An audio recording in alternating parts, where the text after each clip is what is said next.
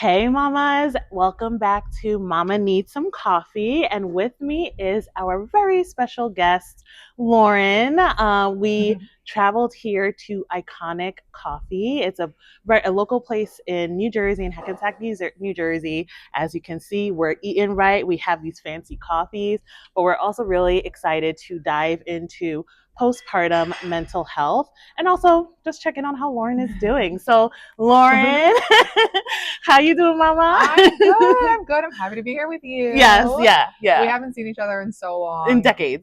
Literally decades. Yeah. It's so nice to just like reconnect and see each other and like kind of pick right back up where we left off. Exactly. Yeah. It's like so Lauren, I used to go to her house all the time. School projects together. We went to high school together. Yes. We were always in school projects together. Yeah. Like my family knows it's fabulous. Oh yes, it's fabulous. Oh yes, yeah. and so for anyone who doesn't know, so like I'm posting, Mama Needs Some Coffee. I'm checking out the likes, and I'm like, Lauren has a therapy private practice specializing in many areas, including postpartum mental health. And I was like, how timely is this conversation? Like, candidly, I have a 19-month-old. I'm going through or navigating, postpartum mental health, maybe towards the tail end of that. I know a lot of moms going through the same thing. I know of a lot of moms a lot of women who want to be moms in the near future, who want to understand how to plan for this, if at all possible. So we'll get into like the education part, but Lauren, like I know you you have your husband, you have a 4-year-old son who's very active and awesome. It looks just like you, like rightfully so. But I guess like how are you doing? Like I know you lean into routine a lot.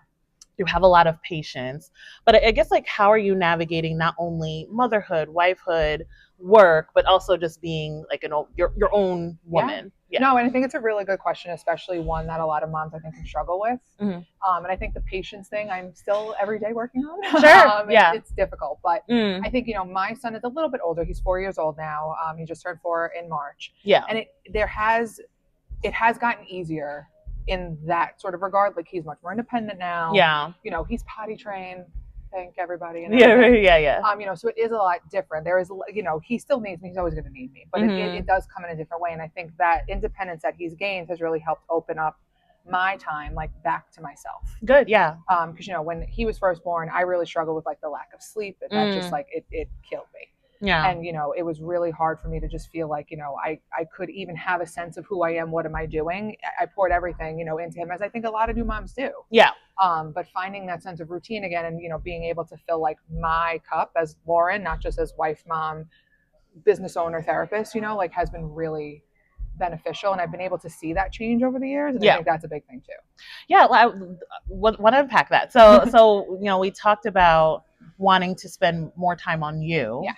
And we also mentioned like some of the challenges around like work, managing your own private practice and so on. So I guess like firstly, how are you pouring into you these days? I very much, like you were saying before, like lean into routine. I've found one now that works for me. Yeah.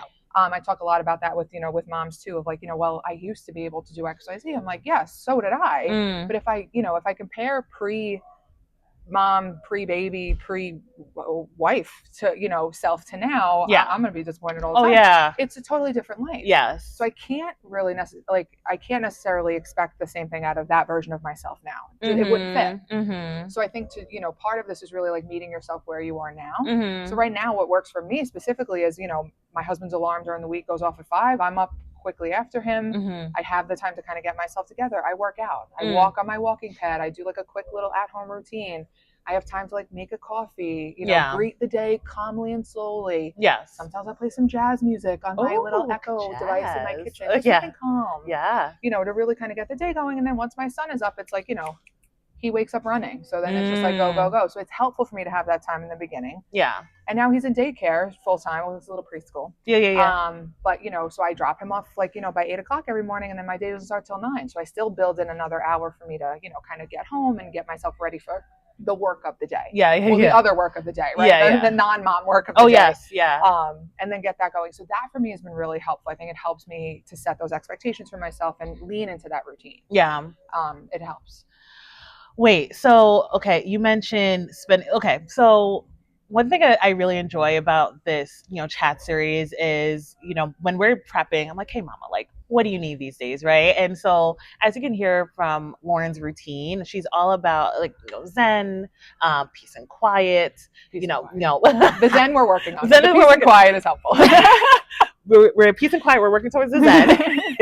But like, you have your walking pad. And then one thing she said to me was, I was like, Mama, like, what do you need these days? She said, I need some peace and quiet. So I intentionally booked this quiet booth at Iconic Coffee. Like, this is something that they offer to rent, so that maybe after this chat series, she can, enjoy her coffee, her croissant, and read a book, right? Because I want to lean into you, and other mamas pouring into themselves. But I guess, like, in addition to intentionally pouring into yourself, like, what are some of the challenges that you're facing now with, I say older child, he's still so young, but slightly older child that's a little bit more independent, but also navigating your private practice and patients and so on? Yeah, I think really kind of setting those like time boundaries for myself has been helpful. And I think having a private practice helps with that because I can be a lot more intentional and flexible with my time. Yeah. Like if I have a break in my day, I'm not bound to like be at some physical location somewhere that, or I'm like, just expected to just sort of stay.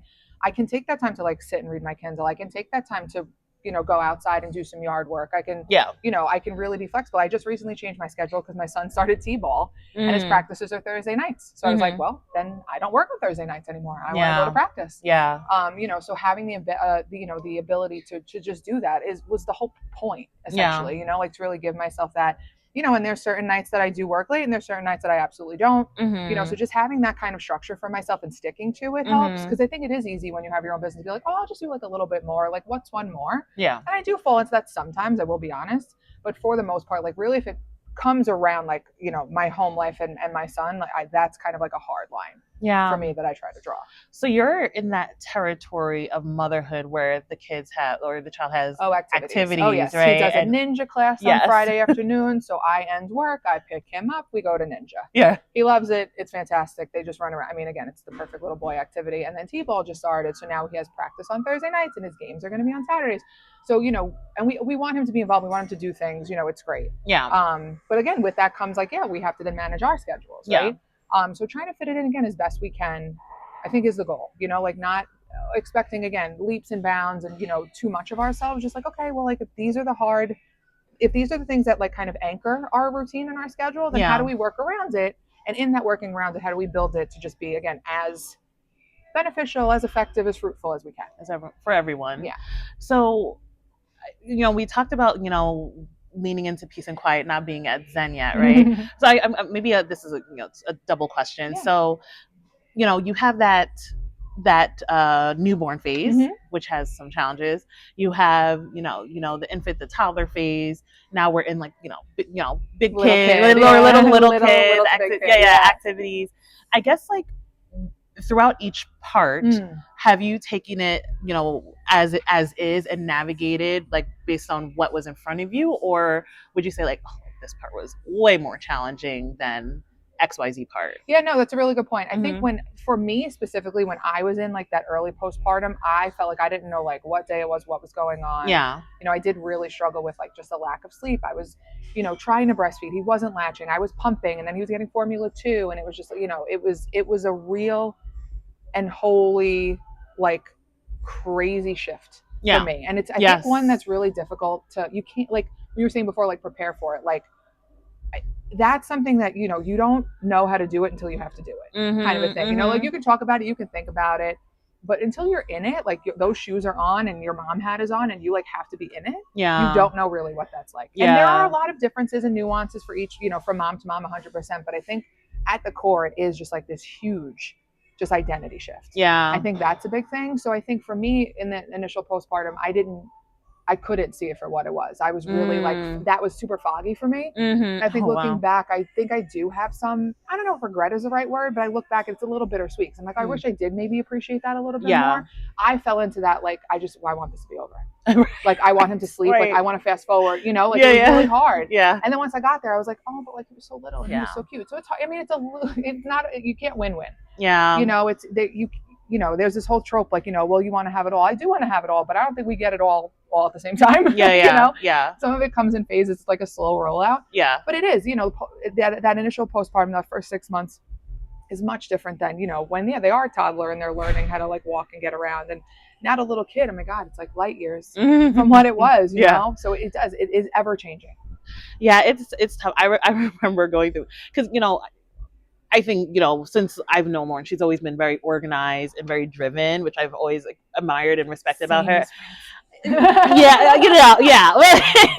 But yeah, like I think that's how we bond, right? Naturally. And I could relate, and we talked about this last time as well, where, I delivered the child and I'm like, oh, like everything that I read, everything I planned for it's a yes, but no. Yeah, true. That's yes, but not really. Yeah. And so it was very difficult for me, where I'm like, at one point I had to say, Francine, you got to just take every day, every minute for what it is versus trying to plan. Because if you try to plan and it's not working, you're going to drive yourself nuts, right? Yeah. And one thing that I did do that I appreciated, because I was like, oh, this is going to be done. But one thing I did do was, like, every day and this actually is part of the anxiety I had, but like every day I would take a picture of my baby, right? And so she would be like laying on me, like after like nursing her, and like every day I would just take a picture. So I have like hundreds of pictures of her where she's like sleeping on me, she's doing basic things, right? So that it was my way of taking in the moment, because I knew it was finite. Sure. And even today though, like you said, I'm like, I wish I was in my right mind to appreciate everything 100%. Even though I did appreciate it, I wish I was like fully present the way I normally am in my life. And so I think that's one of the more difficult parts of like that newborn period. No, 100%. And I think it is so hard for women because we don't, maybe not all of us do, but like there is such like a shift. Not even, again, just in like the roles and the responsibilities that you have, but like hormonally, we are like out of bounds. Like everything, you go through a huge surge of hormones. Your emotions are all over the place. Plus the not sleeping. Plus you got something maybe hanging on to you. Trying to feed them. It's there's so much there. Yeah. And then like you said, sometimes I think, be a best case scenario. Like we can be super present. We can take it all in. I think majority of the time that is incredibly difficult to do. Like truly and wholly and fully, very difficult to do. There's so many other things kind of going on that we can't control that really make that difficult. When because I know you're again, like normally, like very organized, very routine driven, especially in this phase of your life, but like was that something you had to phase back into after having Luca, or was that something you had, like, maybe it's a silly question, but that you were able to adopt right away? No, that's a good question. I think, at first I was like, I think, we had sort of spoken about this. Like I definitely had postpartum anxiety, if not also postpartum depression. And I think part of my anxiety was like, I wanted to make sure he was like eating, at the right time, sleeping at the right times, like if someone had access to like my Google searches at the time, like it was certifiable. Because I didn't know, I didn't want to ask, like, because I was like, what are people going to think if I'm asking, right? Like, and that's a whole other thing. Oh, yes. But it's like, I don't know though. Like, how would I know, right? And that's part of that whole identity shift. It's like, how am I supposed to know this? You're not. You have to learn. So, it was very much like, okay, like, what am I supposed to do? What should I do? And that was a whole other pressure I was putting on myself, unbeknownst to myself. And that really, I think affected that heightened sense of just like, awareness, stress, all of that. So I think for me, that was also a challenge. But like some routine now for me is much more beneficial. It's because it's much more intentional and much more like grounded and like, okay, like here's what I really want this to feel like. So here's how I'm going to try to build that. I think back then it felt like survival. And then sometimes that can like work against us like a little bit. So what were some things that you did to begin like phasing into organizing yourself to develop that routine? I think it was kind of what you were saying is like once I felt like a little more settled, like, okay, like he is on a good routine. Like he's got, I can kind of rely on like when he's napping, when he's eating, like we have a good kind of system going. I think from there I was able to build it around that. I think for me it worked to just be okay, is he set? Cool, then like I'm gonna do my thing now. I don't know if that makes sense. Like I just wanted to make sure he was situated because then it felt like, okay, I can breathe. So it was kind of like, all right, baby's good now. I'm like, okay, let me squeeze this thing in here. So like little by little, but it was also intentional, super intentional, because some people have like 16-year-olds and they're still working on getting to that place. Sure. I know that about myself, that like I needed something to just like anchor my day So like, and I talk about this with, a lot of new moms too. It's like, even if you have, and people who aren't moms, like have some kind of a routine for yourself, even, and not super structured, not super rigid, but like in the morning when you wake up, okay, what do you normally do? I'll wash my face, I'll brush my teeth, I'll have a coffee, I'll sit down, right? Like, and then maybe the middle of the day just kind of looks whatever. Yeah. And at the end of the day, right? Okay, like we put the kids to sleep. I can get in my pajamas. I'll wash my face. I brush my teeth. I read my book. Yeah. So it's like you can kind of bookend even if you're just bookending your days, like it's something helpful. Also helps your nervous system. Yeah. Like I have, some moms, or again, just some women in general, who are just like, yeah, by the time I hit, my head hits a pillow, I crash. I'm like, but that's not good either. Yeah. Like you want to give your system a chance to be like, oh, okay, like the day is winding down. Yeah. Like we're okay. We survived, right? Like it's okay. Yeah. Instead of just being like so exhausted, it's just like immediate. No, it makes a huge difference. And it's funny because, so now I drop my daughter at daycare, and like for the first few months, I just looked like, I just put like, I had like 5 athleisure matching sets. Oh, yeah.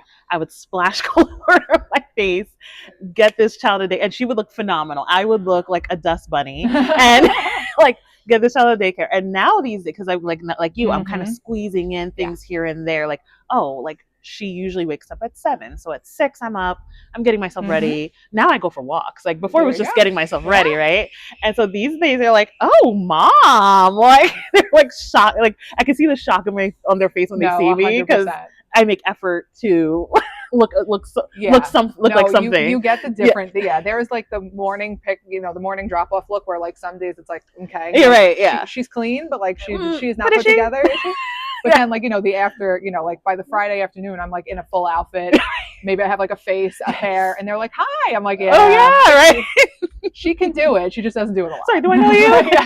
Yeah. Who are you here for? Yeah. Wait, so are there any tools or resources that you use to organize yourself these days? Like now that you're kind of like, you seem like you have like a kind of, dare I say, like a solid routine. Yeah, like you stick to every day. Yeah, I think for me, like I'm big on like the reminders app in my iPhone is like my best friend, because I'm big on like, even if I do something every day, like I take like, multivitamin in the morning, I take it every day for like a long time. I still have a reminder set in my phone to take it. Yeah. Because just some mornings it's like, is he fighting me to get dressed? Am I, did I forget to do, to pack a snack for lunch, right? It's just like these last minute things that come up, and I will forget to do the thing for myself, right? Yeah. Because we're always prioritizing everybody else. Yes. So I make sure I have those reminders set. They go off, every day, whether I need to, like, that really helps me. And then my calendar and my phone, I have all my sessions, all my appointments, all my son's appointments, all the practices, this and that.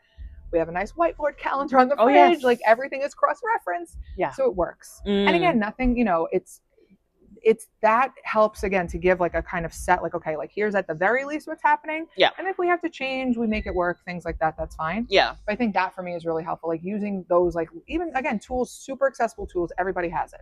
Yeah. Like everybody has a reminder, some sort of reminders app, whether it's Apple or Android, you got something. But leaning into it, using it. And I think sometimes even trying stuff that works, right? Like, if a mom's like, I don't know, like I feel like I'm all over the place. Sure. Yeah. So like, let's just try something, right? Let's try making a list, like physically writing it down, using the reminders app, using alarms, using timers, whatever. Right. Like, let's just try it. Try something that's super accessible, super realistic for you to, to dive into. And then you see, like, do I like this or not? Right. Sometimes it is super trial and error if you've never done it before. Yeah. So you have to find what works. It's definitely true. I like that reminders app, because I feel like I have a pretty solid system now, but like with like kind of like those daily things, I'm not always consistent.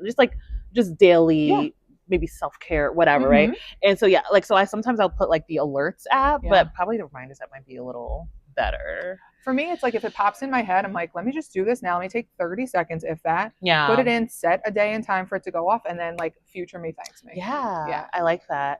And are there any other challenges that you would like to share that you're currently navigating? Because you mentioned like, hey, like, I have my patients, they're on my calendar, it's all set, I have my boundaries, but like, is there anything else that you're working on today? Like when it comes to managing your practice and, maybe work, I don't know if it relates to life, but like the work balance? Yeah, I think, like I was kind of saying before, sometimes there is the urge to be like, okay, well, like I could just see like, 10 people in a day, but like I know I really can and shouldn't, because I know that it affects me. Yeah. So I really try to be mindful, like, okay, how many patients am I seeing in a day? How many, do I have a break kind of, anywhere in between? Because I've had days that I book for myself where I'm like, what did I do? Yeah, You yeah, know, because yeah, whether I wasn't paying attention enough or whatever. And again, it was well intended, like, oh yeah, I get to see everybody, like I have an opening. yeah. But if I don't have, even like a little break in between, it's hard. So something, that's maybe a place to be mindful. And sometimes, I do have a couple of minutes in between sessions, and that is another place I try to get up, walk around my house a little bit, stretch, shake it Yeah. out, refill my water bottle, run to the bathroom, like try to Yeah. like do things, so I'm not like white knuckling the day as much as I Right. could be white knuckling the day. Mm-hmm. I think that's a big thing for me. Is just like, well, I could. It's like, but you don't, just don't. What's because I could relate, right? I think when when we talk about high achieving moms, right? It's like, it's not to say like everyone is low achieving. It's more so that, we do put pressure on ourselves. If you could relate to that term, we do put pressure on ourselves to be 100% A plus stellar in every aspect of our lives. And sometimes, yeah, it's just not, there's only so many hours in the day. It's just not realistic, right? So I guess like what's driving you, like knowing that like, hey, like this is probably not the best idea in the long run to maybe stack so many patients in the day, for example. Yeah. I think again, it is just like you're saying, like that bigger picture, right? Like, yeah, in the moment, like, oh, sure, I'm sure it's fine. But bigger picture, I'm like, it's not. Yeah. Because I know how it affects me, right? So it really is reminding myself when I'm looking at the calendar for the day, like, or if someone's asking, like, oh, hey, like, can you squeeze me in? And like, again, I like could, but I really have to be, and that's what I'm working on, like really being more mindful of like, I could, but does that mean I should? Yeah. Like really kind of balancing that. And even just like, for the moms listening, like creating something for yourself or finding the environment that encourages that level of balance. Like I just started a new job, and candidly, someone could say this is risky, but maybe in 2026, hopefully it's not. But one of the first things I said was like, hey, like, do you guys have families? Like, how are you managing things? And they're like, Francine, block your calendar. If you have to do daycare pickup, if you have to take lunch, just block your calendar because things can get crazy. And people, but at least people go by your calendar to see your availability, which is not something I've always had. Like I've had so many people book meetings on blocks when they know I'm doing daycare drop off. Oh my gosh. Yeah. And so like I'm taking calls on the road, and so yeah, I, coming from someone who has started their own practice or has been in some different work environments where like she has found something that does allow for people to have that type of balance to manage their families as well as work and be good at their jobs. Like it is possible, ladies. I think it's about being intentional about finding it, and advocating for yourself. And advocating. I think that's a big thing too for moms. I think a lot of times, and I don't mean to generalize, but maybe a lot of times, we do, like you said, even I was saying before, right? Like I poured myself into my son. I wanted to make sure he was okay 1st, and then I thought about myself. So really kind of, when you're in those different roles or situations, really being, again, as mindful and as intentional as you can of like, what do I want from this? What do I need from this? What do I expect from this? Yeah. And then sort of, even reverse engineering it, like, okay, if this is the end goal, like what are maybe steps I can take toward that now? Right. If, especially like to build something, or like you said, looking for something new, like you won't know unless you ask. Absolutely. Yeah. And again, like, I would be remiss if I didn't mention, like, yeah, there's a level of privilege that comes with that statement, ladies. So I know it's not one size fits all, but from our experience, what is being encouraged is, again, like, what level of intentionality can we have, even if it's just like small little things, so that we can be a whole person in order to better care for our families, our children, as well as, what we have to do in our careers. So with that, I do want to dive into, and again, whatever you're comfortable sharing. Yeah. So for me, after delivering my daughter, I did have like some bouts of like postpartum anxiety and all this, and then these are things that I figured out not from any resources, but rather from just like Googling my symptoms, which I would not recommend, but it was kind of like out of desperation, for lack of a better word. But I guess like from your perspective, like, was it easy for you to identify what you were experiencing, and also finding like who could be a resource to you? In navigating that? Yeah, I think I sort of had, I don't know if it's like insider trading almost, right? But like being a therapist, right? And knowing that these resources do exist. Yeah. I think I knew exactly where to go because I was already in that kind of a world. And I do, throughout my life, I've struggled with anxiety for just, different things, eldest millennial daughter of it all, all that fun stuff. Oh yeah. That's fun. Yeah. It's relatable. Yeah. But so in that regard, but I knew that, after I had my son, I knew, again, logically, like your hormones are going to change. You're not going to sleep. It, Yeah. but until you're living it, you don't really know how it's going to affect you. Yeah. So I definitely, I hyper fixated on like, was he breathing when he was napping? Like was he sleeping again the right amount? Was he eating enough? What were the pediatrician visits going to be like? Yeah. And my son also was born with a health condition, not serious, thank God, but he has a congenital kidney issue. Okay. So when he was little, we went to the doctor and they're telling us all these things, and we were like, we knew about it in our in the anatomy scan at 20 weeks, and they were like, there's nothing to do. And then he was born, and we saw a specialist, and it was just, it was a whole other layer of stress and anxiety that was invisible. Yeah. Right. Because it's like, well, one of his kidneys is smaller than the other, and all we have to do is keep doing ultrasounds and checking his labs and blah blah blah. But I'm like, but he's 2 minutes old. Like, what do you mean?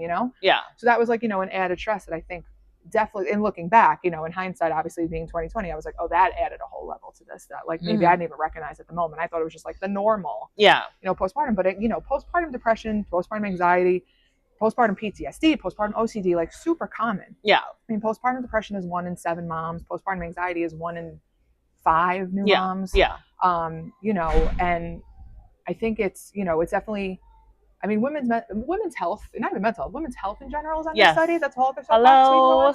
Yeah. Whoever's listening. Yes. But women's mental health, especially in postpartum, is it's probably one of the times that women need the most support. Mm-hmm. And the babies get all of the checkups, and the moms get like 1 6-week, and they're like, oh, you're doing good, great. And I know women who've gone to their their OBGYNs, and they give you a screening, right? The 6-week checkup, they're supposed to give you a screening about mental health. And I know women who are just like, I lied, I didn't fill that out, what are they going to tell me? They didn't fill it out? I was like, I didn't get asked. Well, right. So either they weren't asked, they didn't fill one out, or they didn't fill it out like really truthfully. Because they're like, what if I say like, I'm having, intrusive thoughts, or what are they going to do to me? Yes. Which is a valid concern, because it's not talked about. Yes. What do you say? What if you do admit, like, sometimes I have thoughts. I'm not going to do anything. Yes. But like, these things scare me. Yeah. How are they going to react? You would imagine not well, right? Because it's not, it's not really talked about. But, so whether that's, you're, I mean, I had to be honest with my OBGYN. I told him, I was like, listen, I'm off. Like, I know something's wrong. Yeah. And I was on medication for a short while. Thankfully, thankfully it was maybe it was for 6 months. And it was a low dose, and I want to say it was Lexapro. I don't honestly even remember because it was all a blur. But I was on it for a short period of time. And I'm not a pusher of medication. I'm very much like, if you think it would be beneficial, give it a shot. There's no harm. You don't know how it's going to affect you until you know. Yeah. But I knew that I needed therapy too. I knew I needed a place to talk about it. So I did both for a while. And that was really helpful. But it can be so isolating, even though it is such a common experience. It's not talked about. It's definitely not. Yeah. It's that, like, the fact that you have a network. I have I have an education, right? And the fact that I'm like, they're Googling, articles to explain how I feel, like, that doesn't make sense. And I think that does show a huge disparity in the knowledge, the mainstream knowledge that people have on women's health. And I think you said a lot of really informative things that I would love to unpack. So like, one, like, so you had mentioned you had a network. So I'm assuming like a network of postpartum therapists. And so they were able to say like, hey, like, even though you're fully capable of, diagnosing certain things, but you're experiencing it. So they were totally that outside, that third party to help you navigate that. And is that like a certain network that other folks can access? 100%. Yeah. So, sometimes we say like, tell your OBGYNs. Unfortunately, sometimes they just don't have the information, or, they kind of maybe pawn it off to their staff, and their staff's like, we don't know, and unfortunately that does exist. We're not going to pretend like it doesn't. It does. Okay. But there are Postpartum Support International, PSI, is a huge resource. They have a website. They have tons of different virtual support groups, all different topics. They have a whole directory of certified therapists who are certified in perinatal mental health, which is, there's trainings, there's certifications. I did a training. I'm not yet certified, but working on that.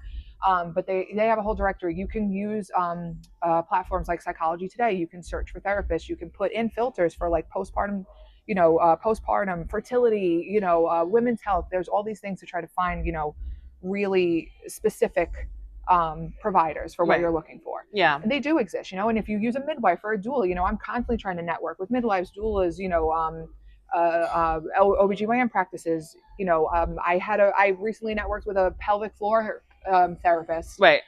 She has a lot of postpartum moms that go into her. So, just trying to make sure people in the network in this field know, like, hey, we exist. Like, if you have someone who you think is struggling or asks you for help, like, please reach out.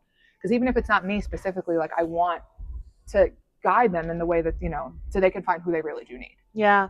Do you feel like your specialty or perinatal postpartum therapy is kind of like a new frontier, like up and coming, where yes, you all exist, but maybe there's not that many as compared to like other therapists with like other focus areas or areas of expertise? I think potentially. I think a lot of people, there's a lot of focus on like trauma work at EMDR. Like, these are like hot button things. You heard about them in like Secret Lives of Mormon Wives, like everyone's doing EMDR, which is fabulous. I'm not going to knock that. Like, that's a wonderful modality. It works great. But yeah, I think as more people are getting comfortable talking about women's mental health and postpartum and all that, I think it's still kind of this like budding area. I think it is becoming a little more like, we've been here all along, but like, now people are finally sort of like feeling more comfortable to reach out. I think that's evolving across mental health in general, like how it was for like our parents and definitely our grandparents, like it was non-existent. Yeah. Now it's much more welcome. It's much more part of like, just popular culture, just, everyday life.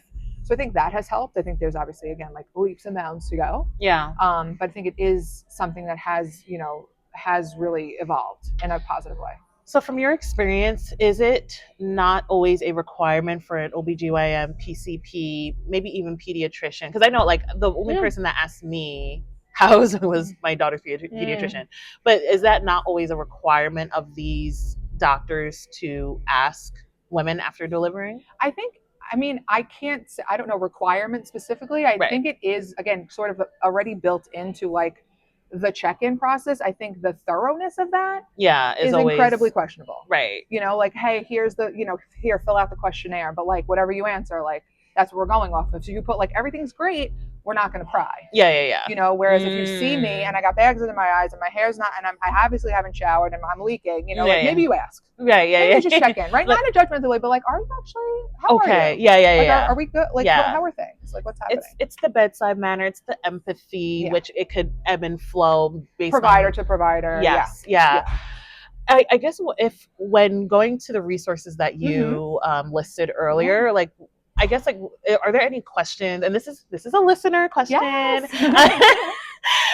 Are there any questions that you would advise new moms to ask to like find the best fit for them, in addition to like maybe a search for someone who has like maybe postpartum anxiety or depression in their title, if that makes sense? Yeah, for sure. I think that's a great question for anyone looking for therapy, but I think for moms in general, asking like, hey, like, how do you sort of like structure your therapy, right? Like, what is your usual approach? Am I just going to sit there and like talk for an hour? Are you going to give me anything back?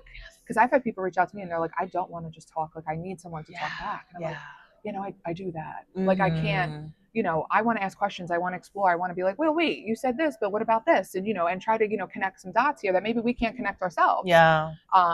So, those are important questions too. Like, what are you looking for? Are you looking for a space to dump it all and walk away? Because then you got to find a therapist who can give you that. Sure. If you want to be challenged, you want to make sure your therapist can give you that. Yeah. Sometimes it's important for therapists to know, like, hey, like, I struggle with infertility. Did you? Like, hey, like I did IVF treatment. Did you? Sometimes they want to know, and again, that's up to the therapist whether they're comfortable disclosing that or not. But like, a lot of times moms want to know, like, do you actually get this? Which do you get what I'm saying? Do you get what I'm saying? Like, because, if you've never gone through fertility struggles, if you've never been through IVF, like maybe you can't relate to me. Yeah. So I think, and again, maybe those are, a little more particulars, but in general, like you want to feel as deep of a connection. And sometimes you can have a consultation call with somebody and it goes really well and you feel like you hit it off, and then you have that maybe 1 or 2 sessions and you're like, yeah, no, this is not it. That's okay. You are not bound to anything. I think women are, or people just kind of get stuck like, oh, well, like, I kind of started, but if it's not for you, it's not for you. That's all right. I've had clients too over the years where like thought it was a good fit, thought it could work out, and really it wasn't. And I was like, listen, this is a space for you, not for me as the provider. It's a space for you. Right. So if you want, I'll find you a referral, no problem. Right. Let's find someone who's a network. Let's find someone who, who you want to be more XYZ, like no problem. Yeah. So I think too, also just listening to yourself, if you don't think it's a good fit, let them know, if you're willing to work on, maybe the therapeutic relationship and see if it's something that can be changed, great. If not, go elsewhere. It's okay. Yeah. Sometimes people get lucky and you hit it on the first try. And if not, keep trying. Yeah. Yeah. And what are your thoughts on, and maybe this is also another personal question, but would you have any maybe educational or like just like advice on the need for the sole need to be therapy related as compared to medication, or maybe in addition to medication? Sure. I think for a lot of what I've come across is some women are not like, they don't want to be on meds, right? I think especially in the postpartum, it's hard because so much is changing in your body because of the hormones. It's like, well, eventually this will temper out. And yes, eventually it will. Right. But I think the conversation is like, are you willing to ride out how you've been feeling? Yeah. Until it does. Right. Because sometimes that's right. Because it's like, it's not an if, it's a when. Yeah. But the when is tricky. Yes. So if you're really struggling, again, could you start with therapy, see how that feels? Yeah, of course. Absolutely. If it still feels like something's missing, then like, maybe we talk about, trialing meds. I'm big too on like, have a consultation, book an appointment, find a provider, and ask the questions about the medications you want to ask. I'm not a medication provider. I don't, I that is outside of my scope, but I really encourage people, if like you have questions, if you're not sure, if you just want to get like a general sense of like, could this be for me? Have a consultation. Yeah. Ask the questions. Yeah. Learn, see if it's something you feel comfortable doing. And if not, that's okay too. It's not a mandate. It's not an absolute, like you have to do therapy and you have to do meds. You don't. Yeah. You could do, I know people who are just on meds and not in therapy and vice versa, and people who do both. Right. It's really whatever works for you. Yeah. But I think the more information you have, you can make a better decision for yourself. Would you be able to share, impartially from experience, like, is the purpose of medication to temper the feelings, eliminate the feeling? Never eliminate. It never eliminates. Never eliminate. So I think for me, the way I define it is like, could it make it more manageable, right? So like I always use an example, and this is probably a little different, but I have a lot of clients, moms, or just people who have like ADHD, and they are trying all the tools. They have the apps, they have the reminders, they have the this, the that, but it still feels like something just is amiss. And then it's like, okay, well, I'm unorganized and I can't get things done, and now I feel anxious, or like, do I feel anxious and now I can't get the things done? It's like chicken or the egg. Yeah. So what they'll explain it to me sometimes is like, I've been going through life with like, I'm in a crowded room with like the lights off, and I like kind of know where I left that thing, but I can't really see it. Yeah. And you get on the medication, it's like, oh, the lights are on, and you're like, oh God, it's a mess in here. But like, okay, now I can kind of like tend to this. Yeah. Right. So you kind of have the capacity to do what you couldn't do before. So I think with new moms, it's like, well, I'm not sleeping, maybe I'm barely eating. And those, again, are basic bare bones necessities. So it really is building up from the bottom of like, okay, well, like, what, if I can have medication that helps me, again, give me even like that much more clarity. Yeah. To be like, oh yeah, I have to eat. Or like, oh yeah, I have to drink. Yeah. Right. Like sometimes if it's that bad, we're not saying everybody gets to that place, but could it just help kind of mitigate the hard? Yeah. Not eliminate the hard, right? Because the circumstances of the situation are going to stay the same. You're going to have the support that you have. You're going to have the kid that you have. You're going to have, the job that you have, what have you. But does it make it just that much easier to navigate? Like, are the lights going to come on a little bit more for you to just be able to see, like, okay, like, here's what I'm working with and here's what I can do. So maybe that's something you don't have the capacity to even, like, imagine. Yeah, because, if I'm understanding what your point correctly, it's kind of like you are going through this thing and you're feeling like you're losing it. And, and so like perhaps being on medication will help you say like, oh, like, this is normal. It sucks. This is how I'm feeling. And this is how I'm going to manage. Is that the point? Yeah. And I think for different people, maybe they're looking for different things when it comes to, considering medications. But, again, I think it's like, can it just make it a little bit easier for me? Not that, again, the circumstances are going to change. The facts of the matter. So the facts of the matter. But my just like way of approaching that, does it make it a little easier? Yeah. When typically, maybe in your experience and what you've seen, like for when moms are prescribed medication, is it based on just like maybe consultation and maybe just the symptoms that they're feeling? Could it be also based on like their levels, like if they get a blood test, like things like that? Like, I guess, like, what have you typically seen? I think often probably not the blood test. that has not been an experience I've seen. had Yeah. or seen. Yeah. That's not to say it doesn't exist. But I think it is more of like, let's talk about like what you have been experiencing, right? Like, am I not eating? Am I not sleeping? Am I having intrusive thoughts? Am I, where are we at? And okay, like, here's the thing. And again, the medication providers are the ones to do this. Like, they'll know, like, okay, why don't we try this? There's a lot of different medications that have been around a long time, or tried and true, have a lot of, research to back them up. And you can start small and, see, okay, like, maybe I see a change, maybe I don't. A lot of these medications take 4 to 6 weeks to even really fully affect, and metabolize fully into your system. Right. So it's not, there's no quick fix. Right. And what would you say? This is a little scandalous question. Okay. Well, I think again, from my experience, I think there's like different connotations behind mental health medication, right? And so, like you said, with therapy, like that's kind of like being talked about more than from as compared to past generations, and perhaps even medication as well. So I guess, like, what would you say to someone who maybe perceives medication to be like, oh, I failed at being able to manage this myself, and I saw my mom go through this and she didn't need medication. Why do I? Like, what would you say to someone who thinks that? Yeah, I think that's a really common sort of feeling. I think it's like, okay, well, if I can't do this by myself, then like, what's wrong with me? And it's like, literally nothing. Like, this is incredibly difficult. It's incredibly challenging. Again, it's a role that you don't get until you get it.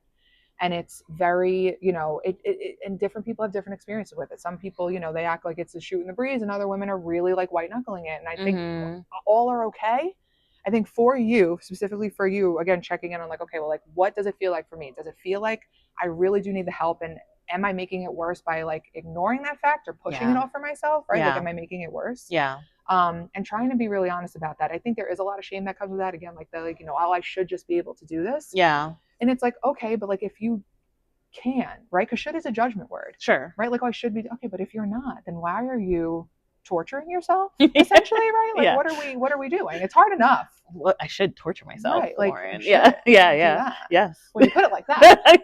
But it's like, no, truly, like, what are we doing? We're emotionally torturing ourselves. We're keeping ourselves in a really stuck place, and we know it's not working, but again, it's like all these other external things. So it really is, I think, and again, easier said than done, but really checking in, like, okay, maybe even for a short while. Yeah. Even if it's short term, even if it's just, 3 months, just 6 months, that's okay too. Yeah. But just to get a little extra support for yourself, do it.